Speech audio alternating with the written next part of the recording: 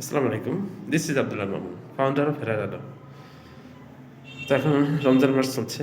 আমরা জানি যে রমজান মাসের গুরুত্ব অনেক, কারণ এই রমজান মাসে পবিত্র কোরআন নাজিল হয়েছে। আর এই মাসে একটি রাত রয়েছে, যে রাতটি হাজার মাসের চাইতে উত্তম। আর এই মাসে একটি যুদ্ধ সংঘটিত হয়েছে। এই তিনটি কারণে এর গুরুত্ব অনেক।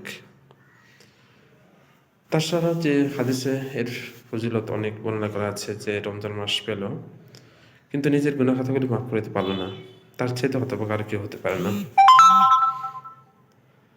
সুতরাং এই রমজানের পুরস্কার আল্লাহ নিজে হাতেই দিবেন।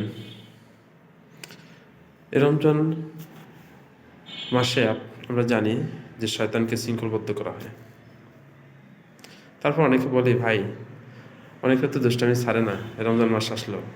আমি বলি, আপনার যে খাসিয়ত অন্যায় করা বা পাপ করার, সেটা শয়তানকে শৃঙ্খলাবদ্ধ করলেও থামবে না, কারণ যেটা অভ্যাসগত সেটা আপনার রয়ে গেছে।